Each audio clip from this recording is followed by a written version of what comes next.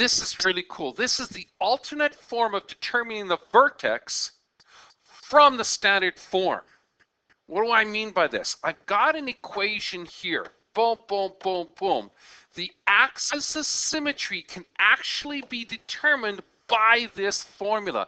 And you're probably going, wait a second, what are you talking about? Don't I have to convert this to vertex form somehow? Or throw it in my calculator and figure out some sort of max-min problem, blah, blah, blah. No, actually you don't. You can go directly from here. You can determine the axis of symmetry. And if you remember correctly, the axis of symmetry is this.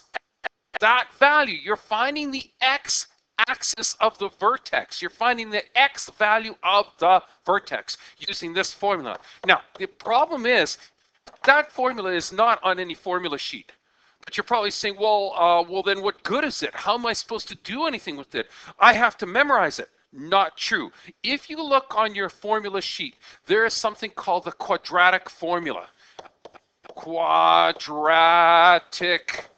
formula. And the cool thing about this quadratic formula is that it has this big statement, and it's on every single formula sheet. It goes minus b plus or minus the square root of b squared minus 4ac over 2a. Oh my goodness, that looks like a huge formula. Well, if you skip ahead a couple podcasts, you'll see how it works. But what I want to show you is this. This formula is actually on your formula sheet. It's right here.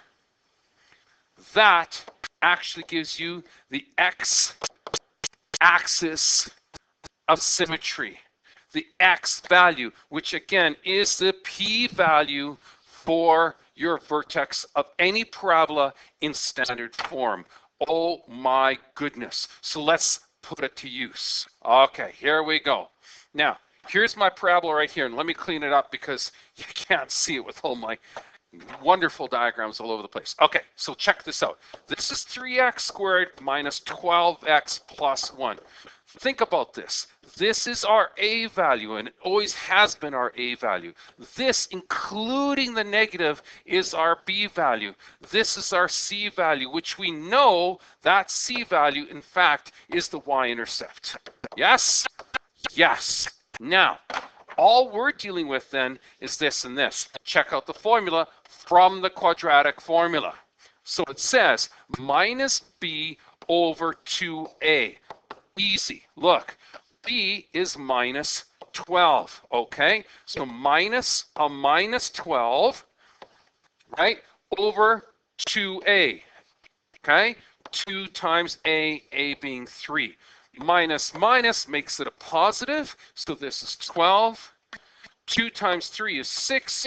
12 over 6, guess what? Your x-coordinate of your vertex is 2. Now you're probably thinking, okay, well that's all and good, but what is my y-coordinate then? Well, let me show you something. The y-coordinate is just as easy to figure out. Let me get rid of all this so you can actually have some space to see it. Check this out. If I know my x value, which is 2, I can always take it and substitute it in here and here and figure out my y value. Think about this. This formula says y equals to 3x squared minus 12x plus 1. Let's just substitute in the 2.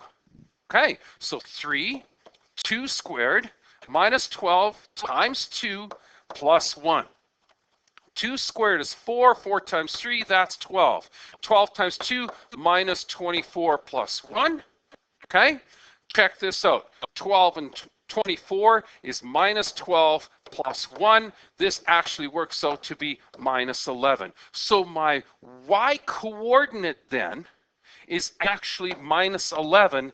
This is my p value, that is my q value, and surprise, surprise, surprise, there's my vertex.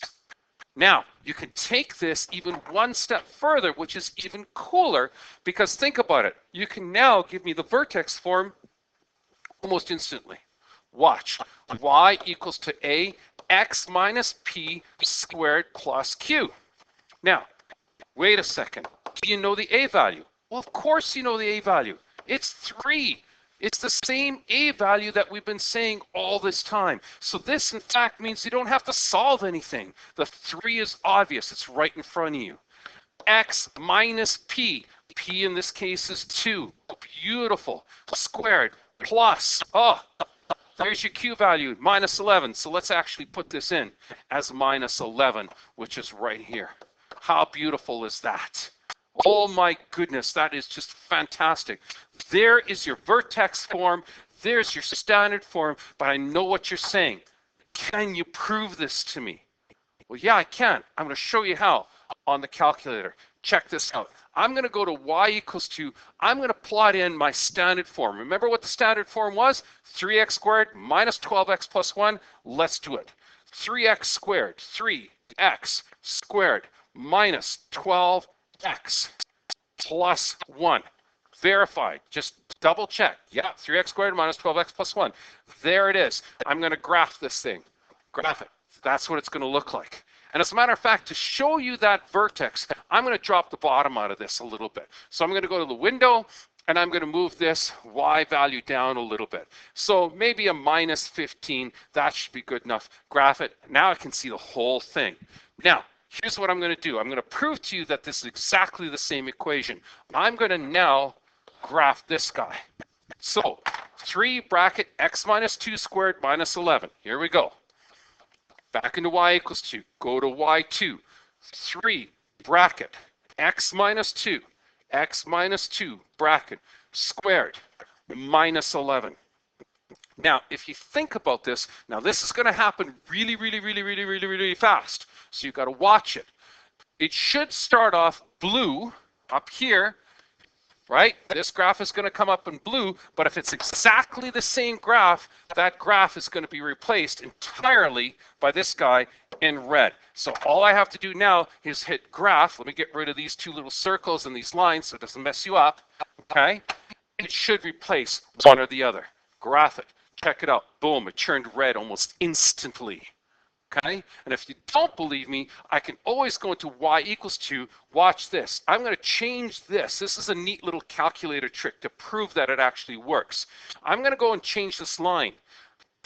That are going to be discussed when we get to about chapter 7 or 8. But if we keep on going, this is going to put a little trace line. This is called a trace program.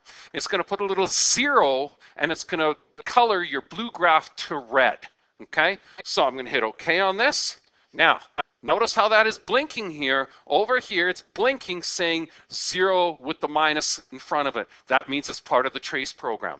Watch what happens. Boom. It traces the exact same thing. It traces right over top, telling you that these 2 equations, although they looked completely different, model the exact same parabola. One is in standard form, one is in vertex form, but they are exactly identical. And what a beautiful question.